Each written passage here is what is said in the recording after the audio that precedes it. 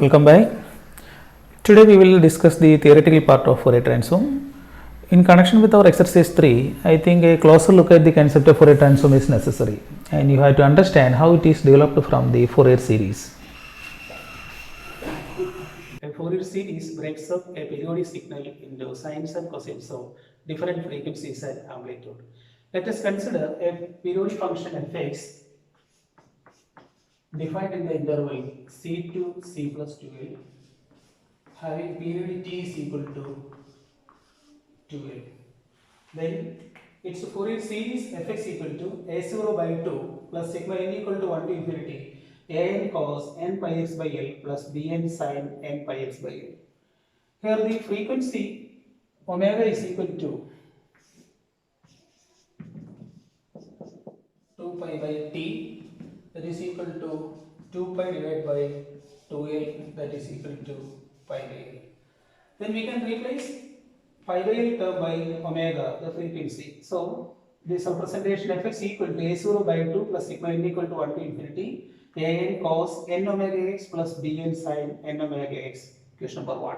This is what is called the Fourier series of the function fx, where a0 is equal to 1 by l into integral c to c plus 2l fx dx, an is equal to 1 by l into c to c plus 2l fx cos n omega x dx, bn is equal to 1 by l into integral c to c plus 2l fx sin n omega x dx. This an and bn are called Fourier coefficients. Thus, in equation number 1, fx equal to a0 by 2 plus sigma n equal to 1 to infinity an cos n omega x plus bn sin n omega x, we can represent this equation in shorter form using exponential function.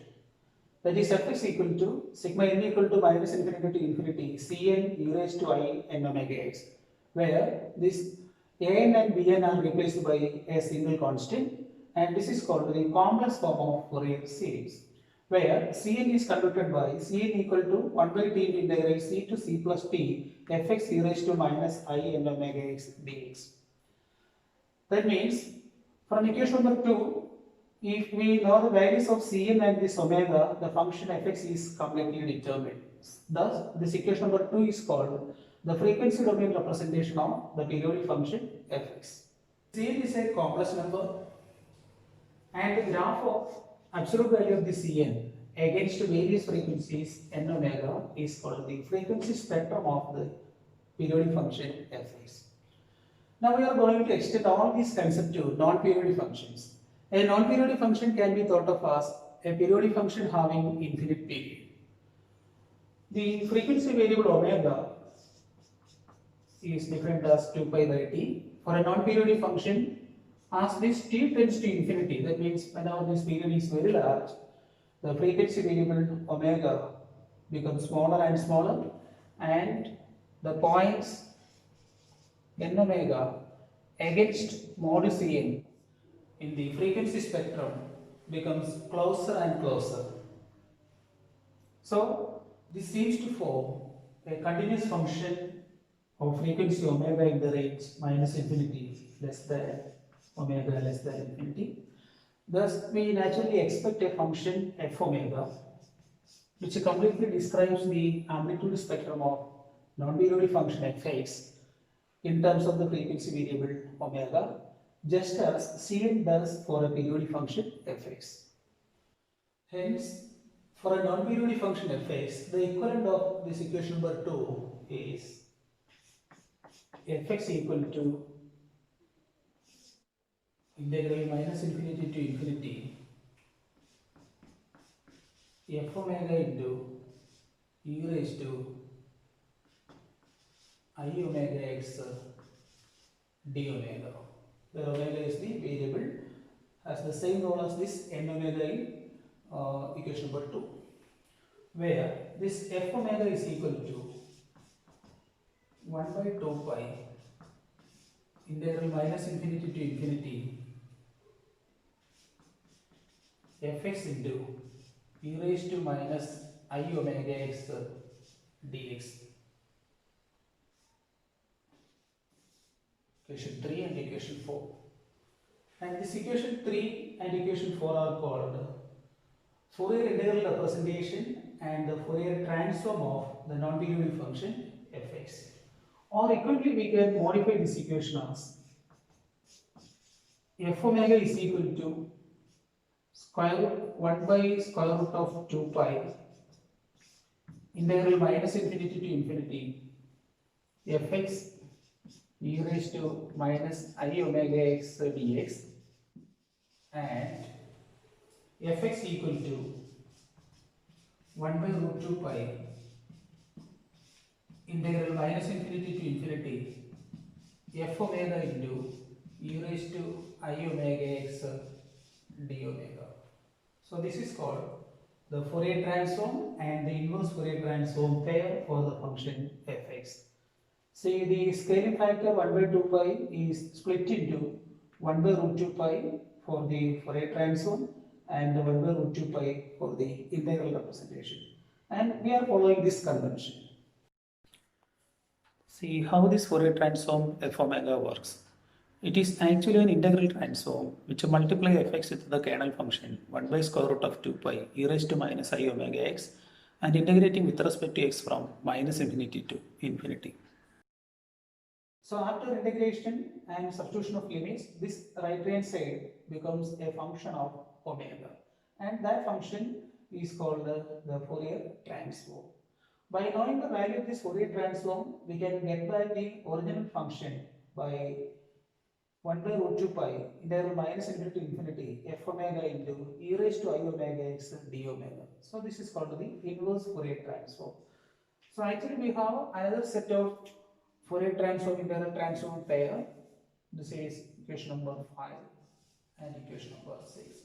The only difference is in the first set in Fourier transform we have placed the factor 1 by 2 pi and fx is multiplied with the 1.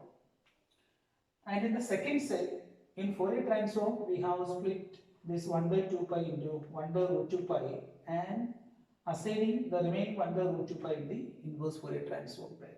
So all these sets are valid. Fourier transform, inverse Fourier transform pair 3, 4 and 5, 6 are all equivalent. Another important Fourier transform, inverse transform pair in common use is we are placing this 2 pi factor in exponential.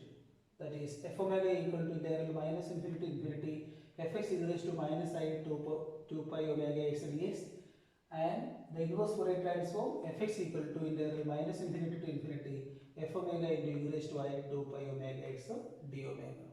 And these three sets are all equivalent. Now we can visualize all these concepts using GeoGebra. See the periodic function fx equal to 0 if minus 1 by 2 less than or equal to x less than or equal to minus 1 by 4, 1 if mod s less than 1 by 4, 0 if 1 by 4 less than or equal to x less than or equal to 1 by 2.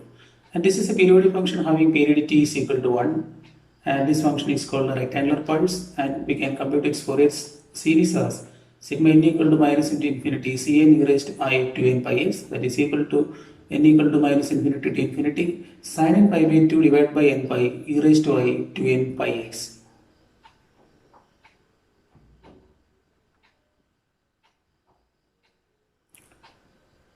Say the Fourier coefficient Cn is equal to sin n pi by 2 divided by n pi is a purely real number, so we can plot the values of Cn against different frequencies n omega. The graph will look like this and see the difference between these 2 points. This is the fundamental frequency.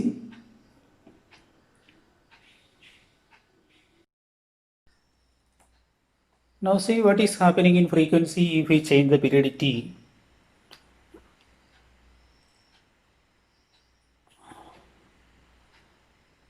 As the period t becomes larger, we can see that the points n omega mod Cn becomes closer and closer and begins to form a continuous curve.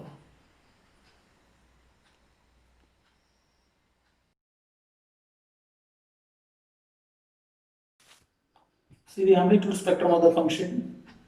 The graph of mod Cn against different n omega values is called the amplitude spectrum.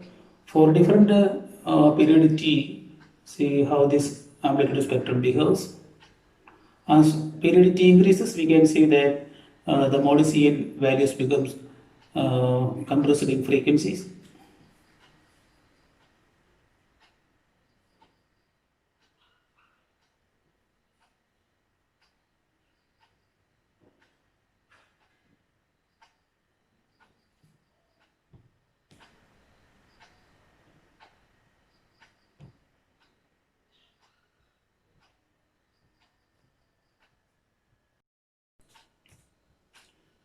See a rectangle function for different width 2a. And we can see that this is a discontinuous function. Even though this function is discontinuous, its Fourier transform. Fourier transform for a is equal to 1 is like this. This is a continuous function. Also, we can see how a stretch in time domain affects its Fourier transform.